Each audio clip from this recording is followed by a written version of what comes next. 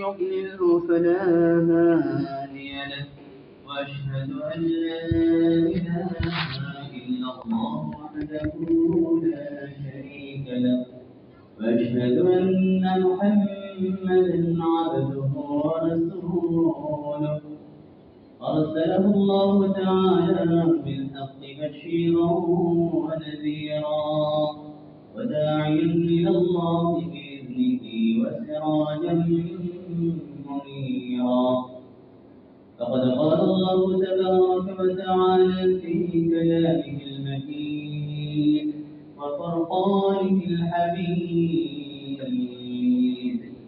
فأعوذ بالله من الشيطان الرجيم بسم الله الرحمن الرحيم والبدن جعلناها لكم من شعائر الله لكم فيها خير فاذكروا اسم الله عليها صواف فإذا وجبت جنوبها فكلوا منها وأطعموا القانع والمعتر كذلك سخرناها لكم لعلكم تشكرون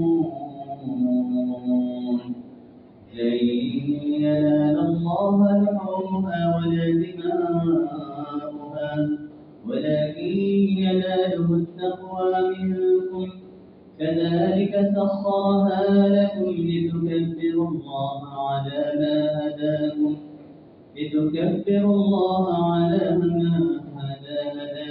وبشر المحسنين وقال النبي صلى الله عليه وسلم من كان له سعة فليضحي فلا يقربن مصلنا صدق الله مولانا العظيم وصدق رسوله النبي الكريم ونحن على ذلك من الشاهدين والشاكرين له والحمد لله رب العالمين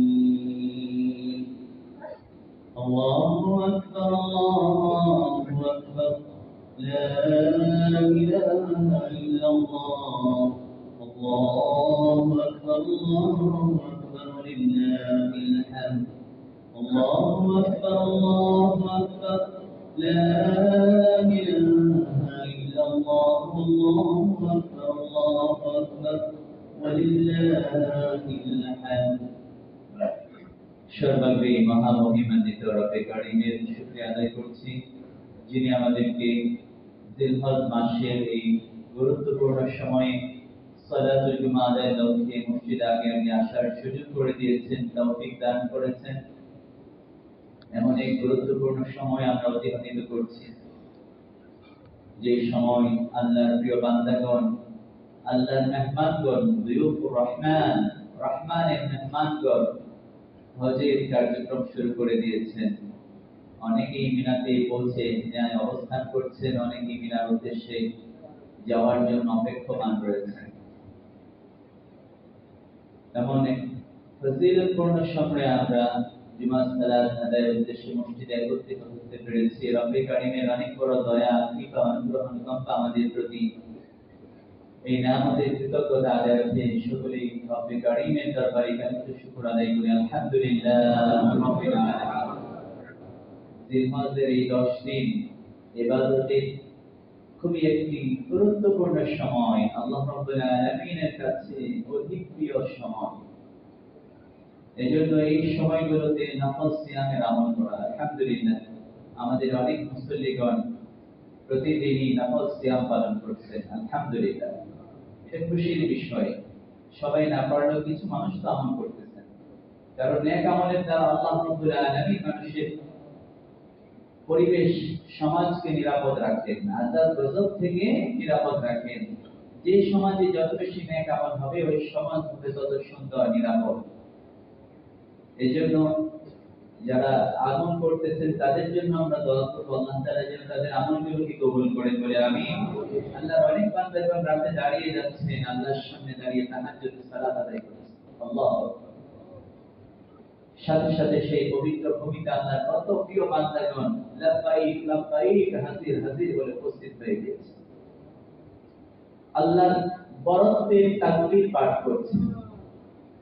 এই যে আমরা তাকবীর করি আল্লাহু আকবার আল্লাহু আকবার, আল্লাহ মহান, আল্লাহ মহান, লা ইলাহা ইল্লাল্লাহ, আল্লাহ ছাড়া কোনো ইলাহ নেই। আল্লাহু আকবার আল্লাহু আকবার, আল্লাহ মহান, ওয়ালিল্লাহিল হামদ, সকল প্রশংসা একমাত্র তার। পৃথিবীতে সকল প্রশংসা হবে কার জন্য? সকল বরত্ব মহত্ব গুণকীর্তন হবে কার জন্য? এজন্য তাকবীর হবে একমাত্র লিল্লাহ, আল্লাহর জন্য। এজন্য এই 10 দিন তাকবীর অধিক পরিমাণে পাঠ করুন। নবী আলাইহিস সালাতু ওয়াস সালাম বলেন আল্লাহর কাছে জিলহজের এই প্রথম 10 দিন আমাদের জন্য সর্বাধিক প্রিয়। فأكثروا فيه التهليل والتكبير والتحميد, এজন্য তোমরা এই 10 দিনই অধিক পরিমাণে আল্লাহর তাকবীর, তাহলিল, তাহমিদ পাঠ করো, বেশি বেশি করো। তাহলিল মানে হলো লা ইলাহা ইল্লাল্লাহ বেশি বেশি পড়া, তাকবীর মানে হলো আল্লাহু আকবার বেশি বেশি পড়া, তাহমিদ মানে হলো আলহামদুলিল্লাহ। এই তিনটা বিষয় হাদিসে আসছে, তিনটা বেশি বেশি পড়া। এজন্য তিনটাকে আমরা মিলিয়ে বলে থাকি আল্লাহু আকবার আল্লাহু আকবার, লা ইলাহা ইল্লাল্লাহ আল্লাহু আকবার আল্লাহু আকবার ওয়ালিল্লাহিল হামদ। এখানে আল্লাহু আকবার তাকবীর চলে আসছে, লা ইলাহা ইল্লাল্লাহ তাকবীর চলে আসছে, ওয়ালিল্লাহিল হামদ তাহমিদ এটাও চলে আসছে। আমরা সাধারণত ঈদের মাঠে যাওয়ার পূর্বে এই তাকবীর পাঠ করে করে যাই। ঈদের মাঠে যাওয়ার পূর্বে তাকবীর পাঠ করে করে যাওয়া, এটা ঈদের মাঠে যাওয়ার একটা সুন্নাত। বাকি তাকবীর এই জিলহজের 10 দিনই বেশি বেশি করতে থাকি। শুধু ঈদের দিনের আমল নয়, বরং এই 10 দিন সবসময় করতে থাকা। এজন্য আমাদের সবসময় তাকবীর বেশি বেশি করতে থাকবো। আমাদের চলায় ফেরায় বাজারে ঘাটে যে কোনো জায়গায় আমরা থাকবো আল্লাহ তাকবীর, আল্লাহর বরকতের তাকবীর আমরা বলতে থাকবো। আল্লাহ তাআলা তৌফিক দান করুন। এজন্য তাকবীর বেশি বেশি পড়া। অনেকে আছে কুরবানির আমল করে তাকবীর পড়েই না। অথচ আল্লাহ রাব্বুল আলামিন বলেন লিতুকাব্বিরুল্লাহ আলা মা হাদাকুম সাখখারাহা লাকুম। আল্লাহ রাব্বুল আলামিন সূরাতুল হাজের 37 নম্বর আয়াতে বলেন আল্লাহ রাব্বুল আলামিন তোমাদের জন্য পশুদেরকে তোমাদের অধীনস্থ, তোমাদের নিয়ন্ত্রণাধীন করে দিয়েছেন। লিতুকাব্বিরুল্লাহ, যাতে তোমরা অধিক পরিমাণে আল্লাহর তাকবীর পাঠ করো। এই যে চতুষ্পদ পর্যন্ত বিশাল বিশাল প্রাণী, এই উট, মহিষ, গরু আমাদের চাইতে সাইজে কত বড়, কিন্তু এগুলো আল্লাহ তাআলা আমাদের অধীনস্থ করে দিয়েছেন। এগুলো জবাই করে এর গোশতকে উপভোগ করার সুযোগ কে দিয়েছেন? তাহলে আল্লাহর নামে কত তাকবীর হওয়া দরকার। আল্লাহু আকবার। অবশ্যই আলা মা হাদাকুম, এবং আল্লাহ রাব্বুল আলামিন সকল বিষয়ের সঠিক দিশা আল্লাহ তাআলা দিয়েছেন। হেদায়েত দিয়েছেন কে? এই যে আল্লাহ তাআলা হেদায়েত দিলেন, এই আমাদের সুযোগ দিলেন, এজন্য আল্লাহর নামে অধিক পরিমাণে আমরা তাকবীর পাঠ করব। তাহলে এখন হলো আমাদের এই বেশি বেশি তাকবীর পাঠের আমল শুরু করতে হবে। এরপরে জিলহজের এই 10ই জিলহজের আগে 9ই জিলহজ, গত সপ্তাহেও বলা হয়েছিল যে 9ই জিলহজের সিয়াম, সারা এই জিলহজের প্রথম দশকের 9 দিন তো সিয়ামের ফজিলত আছে, বিশেষ করে নবম তারিখের সিয়ামের ফজিলত আরো অনেক বেশি। আহতাসিবু আলাল্লাহি কাফারাত সানাতাল্লাতী ক্বাবলা ওয়া সানাতাল্লাতী বা'দা। বিশ্বনবী রাহমাতুল লিল আলামিন বলেন জিলহজের নবম তারিখের সিয়াম পালনের দ্বারা পূর্ব এবং পরবর্তী 2 বছরের গুনাহ ক্ষমা আমি আশা রাখি। তাহলে এই যে ফজিলত, এই সিয়াম, কিন্তু এটা নিয়ে এখনো দোয়াশা, এখনো বিভ্রান্তি। অনেকেই এটা আগামীকাল রাখার কথা বলছেন। আজকে আমাদের এই যেখানে দেখা আছে জিলহজের 7 তারিখ, আমাদের ক্যালেন্ডারে এখানে দেওয়া আছে। আজকে হলো জিলহজের 7 তারিখ, আগামীকাল হবে 8 তারিখ। তাহলে এই সিয়াম, এই ফজিলতের সিয়াম হলো 9 তারিখে। তাহলে আগামীকাল যদি কেউ এই সিয়াম পালন করে এই ফজিলত পাবে? পাবে না। কয় তারিখ রাখতে হবে? 9 তারিখ। 9 তারিখ রাখতে হলে শনিবার দিন সেহরি খেয়ে শনিবার দিবাগত রাতে সেহরি খেয়ে রবিবার দিন যে সিয়ামটা হবে সেটাই হবে 9 জিলহজের সিয়াম। বিষয়টা ক্লিয়ার? এটা নিয়ে কোনো বিভ্রান্তিতে আমরা কান দিব না, কারণ এখন তো মিডিয়ার যুগ, মিডিয়াতে বিভ্রান্তি কোনো শেষ নেই। এক একজনে এক এক কথা বলতে, আপনি কার কথা শুনবেন? এই জন্য ওগুলোতে আমরা কান না দিয়ে শনিবার দিন দিবাগত রাত সেহরি খেয়ে রবিবার দিন যে সিয়ামটা পালন করব এটাই হবে 9 জিলহজের সিয়াম। এই সিয়াম আমলের দ্বারা পূর্ববর্তী এবং পরবর্তী এক এক করে 2 বছরের গুনাহ মাফের আমরা আশা করতে পারি ইনশাআল্লাহ। আল্লাহ তাআলা আমাদেরকে আমল করার তৌফিক দান করেন। 10 জিলহজের আরেকটি গুরুত্বপূর্ণ আমল, সবচেয়ে গুরুত্বপূর্ণ আমল কিন্তু হজ করা। আমাদের মধ্যে অনেক মুসলমান আছে যারা হজের এবিলিটি রয়েছে, যাওয়ার সামর্থ্য রয়েছে, প্রতি বছর কুরবানির আমল করে 10 জিলহজ, কিন্তু হজের আমল এখন করে না। ওনাদের কাছে মনে হয় হজের চেয়ে কুরবানির গুরুত্বটা অনেক বেশি। অনেকে দেখা যায় কয়েক লক্ষ টাকা খরচ করে কুরবানি করে কিন্তু হজ করে না, মনে করে এটার এখনো সময় হয়নি। কিন্তু হজ হলো রুকন মিন আরকানিল ইসলাম, ইসলামের 5টি ভিত্তি স্তম্ভের অন্যতম একটি স্তম্ভ, একটা রুকুন, ফরজ বিধান। কুরবানিটা ওয়াজিব বিধান। কুরবানির চেয়ে ফরজ বিধানের গুরুত্ব অনেক বেশি। এজন্য যাদের সামর্থ্য রয়েছে অবশ্যই হজ করতে হবে। পৃথিবীর বাড়ি গাড়ি টাকা কড়ি সকল কিছু ওরাকে আমাকে হজ পালন করতে হবে। কারণ কেন? এটা একটা ফরজ বিধান, করতে হবে। কেউ যদি হজ না করে মারা যায়, ইহুদি খ্রিস্টান হয়ে মরে যাওয়ার সম্ভাবনা রয়েছে। কে বলেছেন? বিশ্বনবী রাহমাতুল্লাহ আলাইহি বলেছেন যে সে হয়তো ইহুদি খ্রিস্টান হয়ে মৃত্যুবরণ করতে পারে। এর অনেক প্রমাণ আমাদের দেশে অনেক এরকম ধনাঢ্যদের মধ্যে রয়েছে। শত শত কোটি টাকার মালিক ছিল, কিন্তু হজ করে নাই। হজ করলে নাকি মরে যাবে, এজন্য আগে হজ করে নাই। তো হজ জীবনের শেষে করব, যখন একেবারে লোলা হয়ে যাব, দুর্বল হয়ে যাব, হজের বিধিবিধান পালন করতে পারবো না, তখন কোনো মতনে হজে গিয়ে হাজিরা দিব। হজ তো হবেই না, কবুল হবে না, নামটা লাগবে যে হজ করেছি। কিন্তু আল্লাহ তাআলা তো এই বাহ্যিক অবস্থা দেখেন না, তোমাদের অন্তরের অবস্থা আল্লাহ তাআলা দেখেন। হজ আদায় করা এটা হলো সবচেয়ে পরিশ্রমের কাজ। এমন কোন ইবাদত দেখাতে পারবেন না যে ইবাদতটা কষ্টের দিক থেকে হজের সমতুল্য।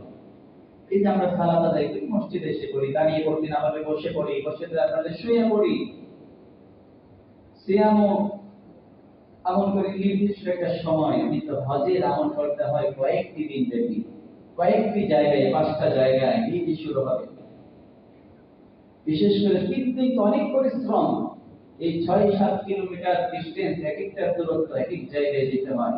এই উত্তপ্ত তাপের মধ্যে অবস্থান করতে হয়। ইবাদতের দিক থেকে সবচেয়ে কঠিন ইবাদত হলো হজের ইবাদত। যাকাত টাকা হলে দিয়ে দিচ্ছেন, এটা কোনো কষ্টের বিষয় না। অন্য সকল ইবাদত অনেক সহজ, কিন্তু হজের ইবাদত অনেক কঠিন। তো কঠিন ইবাদত তো শরীরের শক্তি সামর্থ্য থাকা অবস্থায় করতে হবে। শক্তি না থাকলে কি হজ আদায় করা সম্ভব? অনেক হাদিস শাস্ত্র আছেন, হজে যায় কিন্তু হজের বিধিবিধান ঠিকমতো না আদায় করতে পারে না, হজ কিন্তু কবুল হয় না। নাম লাগে, হাজি সাহেব নাম ধারণ করে, কিন্তু হজ কবুল হয় না। এজন্য হজটা হলো আমার যখন সবার আগে হজে যাওয়ার সমপরিমাণ পুঁজি হবে, টাকা সঞ্চয় হবে, আমার বাড়ি গাড়ি সকল কিছু করার আগে আমি আগে হজটাকে করব। কারণ জিলহজের 10ম দিন, এই দিন কিন্তু কুরবানির চেয়ে হজের গুরুত্ব অনেক বেশি। হজের গুরুত্ব আমাদের থাকতে হবে, আল্লাহ ফরজ বিধান পালন করতে হবে। হ্যাঁ, এরপরেও সামর্থ্যবান, হজে যেতে তো অনেক টাকা লাগে, বাকি কুরবানি ওয়াজিব হওয়ার জন্য এত টাকার প্রয়োজন হয় না। বর্তমানে 90,000 টাকার মতো হলেই কুরবানি ওয়াজিব হয়ে যায়, এমন এবিলিটি অনেকের আছে। যাদেরই 10 জিলহজ এমন সামর্থ্য রয়েছে, তাদেরকে কুরবানি আমল করতে হবে, এটা ওয়াজিব করতেই হবে। أقام رسول الله صلى الله عليه وسلم بالمدينة 10 سنين يضحي নবী আলাইহিস সালাতু ওয়াস সালাম মদিনায় 10 বছর অবস্থান করেছেন, প্রতি বছরই কুরবানি করেছেন। নবীজির যে আমলগুলো নিয়মিতভাবে তিনি করেন, এটা ওয়াজিব হয়ে যায়। কিছু কিছু আমল যেটা গুরুত্ব বেশি দিয়ে থাকে, গুরুত্ব দিয়ে নিয়মিত করেন, এটা উম্মতের জন্য কি হয়ে যায়? ওয়াজিব হয়ে যায়। এবং নবীজি বলেছেন, সুন্নাত আবিকুম ইব্রাহিম আলাইহিস সালাতু ওয়াস সালাম, এটা তো তোমাদের পিতা ইব্রাহিম আলাইহিস সালাম ওনার একটি আমল, যেটা আল্লাহর দরবারে কবুল হয়েছিল, কবুল আমল, এবং এমন কবুল আমল যে আমরা আমি করেছি। এজন্য নবীজি রাসূল সাল্লাল্লাহু আলাইহি ওয়াসাল্লাম কি করতেন? কুরবানি করতেন। তিনি কুরবানি করতেন, কি পরিমাণ কুরবানি করতেন? হাদিসের মধ্যে আসছে, আবু দাউদ শরীফের হাদিস, দাহা রাসূলুল্লাহ সাল্লাল্লাহু আলাইহি ওয়াসাল্লাম نحر رسول الله صلى الله عليه وسلم 7 بدنات بيده قياما, নবী আলাইহিস সালাতু ওয়াস সালাম 7টি উটকে দাঁড়ানো অবস্থায় নহর করেছেন। উটকে নহর করতে হয়, উটকে দাঁড়িয়ে রেখে, দাঁড় করিয়ে, এক পাকে বেঁধে 3 পার উপর দাঁড় করিয়ে নিচ থেকে নহর করতে হয়। কারণ উট এটা বিশাল প্রাণী, এই লম্বা তার গলা, এটা সহজে সম্ভব হয় না। এইজন্য উটকে নহর করতে হয়। সূরাতুল হাজর 36 নম্বর আয়াতে আল্লাহ তাআলা উটের ব্যাপারে বলছেন, وَالْبُدْنَ جَعَلْنَاهَا لَكُمْ مِنْ شَعَائِرِ اللَّهِ لَكُمْ فِيهَا خَيْرٌ فَاذْكُرُوا اسْمَ اللَّهِ عَلَيْهَا صَوَافَّ। وَالْبُدْنَ, বুদনা বলা হয় উটকে। এই বুদনাকে আল্লাহ তাআলা বলেন, এটা আল্লাহ তাআলা একটি নিদর্শন বানিয়েছেন, মিন শাআইরিল্লাহ, এটা আল্লাহর নিদর্শন।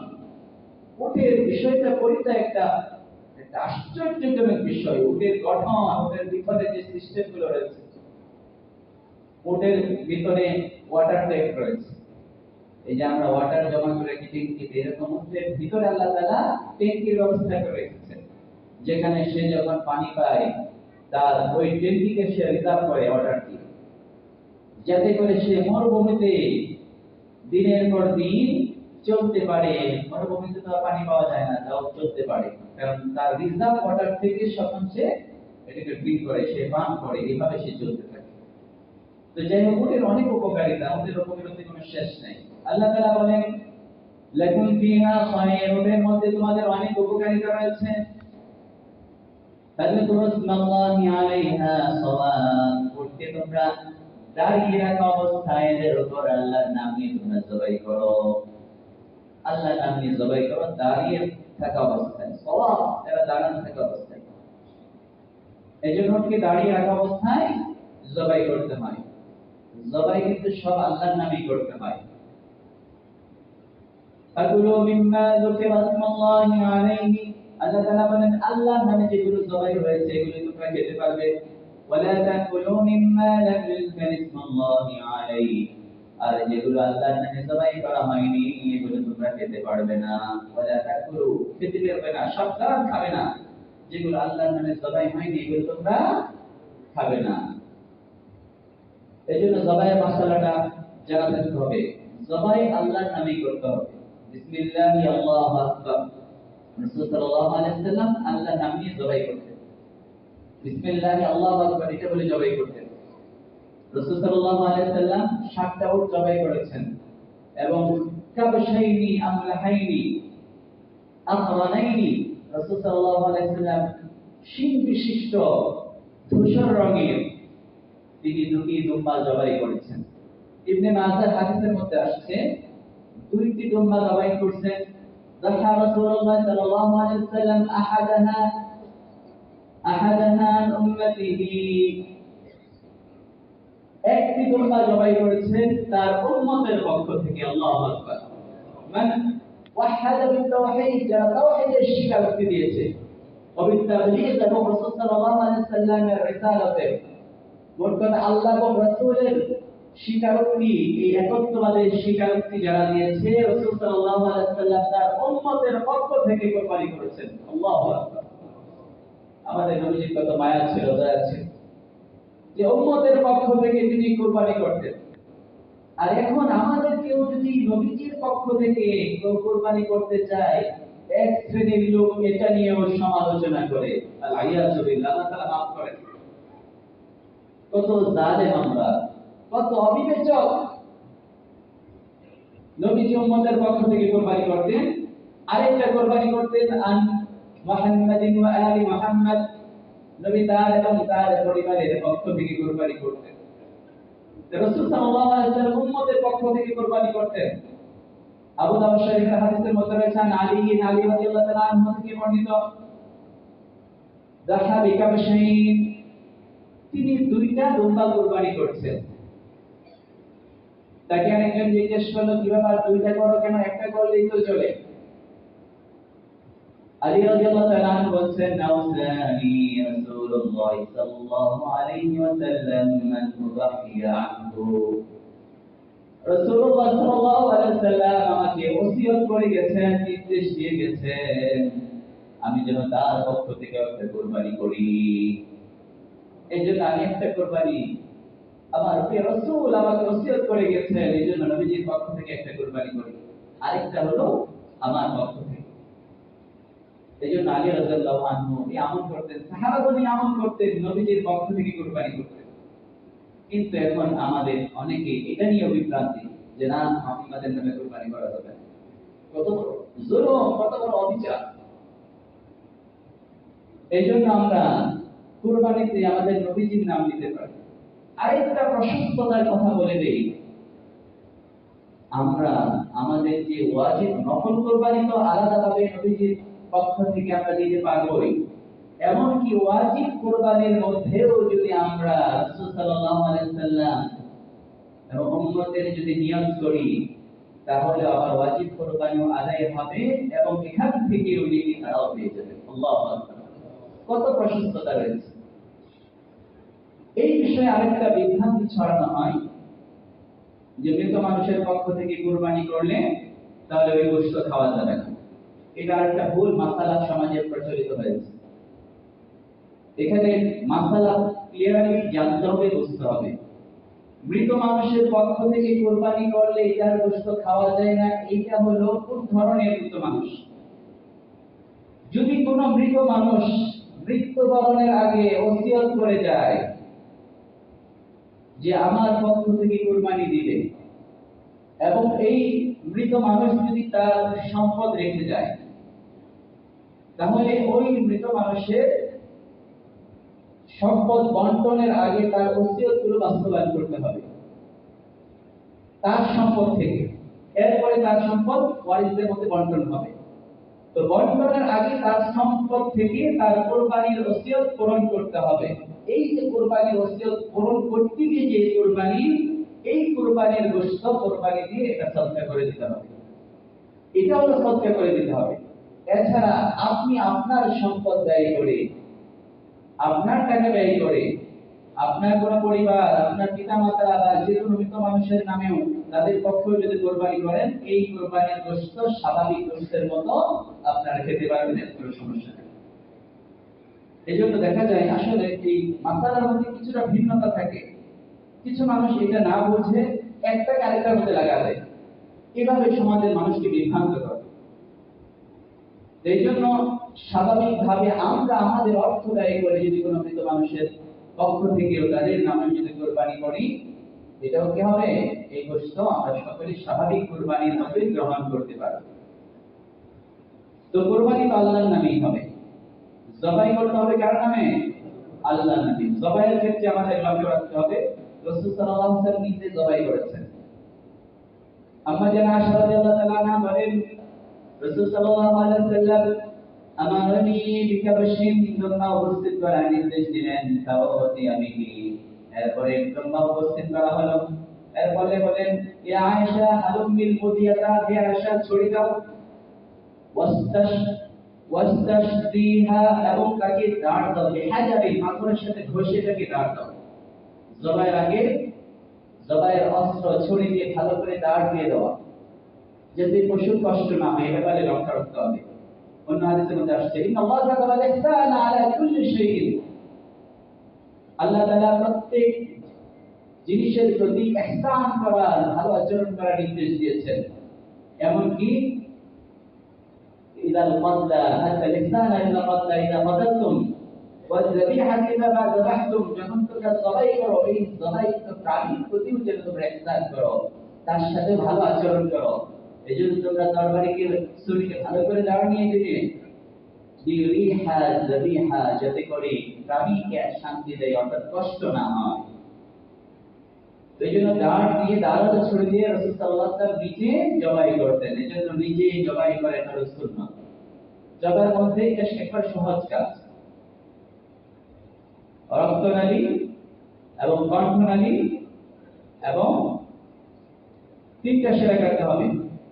শ্বাসনালী, রক্তনালী, কণ্ঠনালী, শ্বাসনালী, তিনটা শিরা যদি কেটে যায় তাহলে জবাই হয়ে যাবে। এবং জবাই করার পূর্বে বিসমিল্লাহ আল্লাহু আকবার বলে আরেকটু দোয়া আছে, ওটা না পারলে এতটুকু বললেও আমি জবাই করলে জবাই হয়ে যাবে। আল্লাহর নামে জবাই করতে হবে। কেউ যদি নিয়ত ছিল কিন্তু ভুলে গিয়েছে, ভুলে আল্লাহর নাম নেয় না, কিন্তু তার আল্লাহর নাম দিয়ে জবাই করার উদ্দেশ্য, তারপরে মূর্তি পূজার নামে জবাই করার উদ্দেশ্য নয়, এই ভুলে যদি আল্লাহর নাম ভুলে উচ্চারণ করতে ভুলে যায় তাহলেও এই জবাই বৈধ হয়ে যাবে, জবাই শুদ্ধ হয়ে যাবে। এক্ষেত্রে যেই ভুলটা আমাদের সমাজে হয়ে থাকে, দেখা যায় জবাই করার সময় হয়তো নিজে কেউ করতে গেলে ভয় কোনো মতো একটু এই দিকটা নালি কাটার আগেই উনি সরে যায়, আবার পাশে এসে জবাই করতে থাকে, ফাঁসাইতে থাকে। এই ক্ষেত্রে আপনি বিসমিল্লাহ আল্লাহু আকবার বলে জবাই করলে তিনটা নালি এখন কাটা হয় নাই, এর আগেই যদি আবার পাশে এসে পড়ে যায়, সে যদি আবার বিসমিল্লাহ আল্লাহু আকবার আল্লাহর নাম না নিয়ে আল্লাহর নাম উল্লেখ না করে সে যদি জবাই দেয় তাহলে এটা হারাম হয়ে যাবে, বুঝতে পেতে পারবে না। এই কষাই কেউ যদি আসতেই হয় তাহলে তাকেও কি করতে হবে? আল্লাহর নাম নিতে হবে, আল্লাহর নাম দিয়ে জবাই করতে হবে।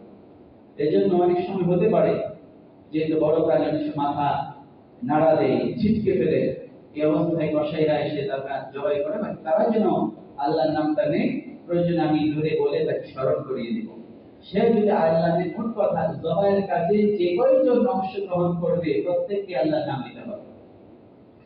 আল্লাহর নাম নিয়ে জবাই করলে বাইদা ওয়াজাবাত জুনুবুহা, যখন প্রাণী কাত হয়ে পড়ে যাবে, জবাই হয়ে যাবে, তাকulu মিনহা ওয়া তা'amul কানিয়া ওয়াল মু'তাদ, এরপরে এই গোশত আল্লাহর পক্ষ থেকে আমাদের জন্য মেহমানদারি হিসেবে আল্লাহ তাআলা বলেন, এটা তোমাদের জন্য আমি মেহমানদারি হিসেবে দান করলাম।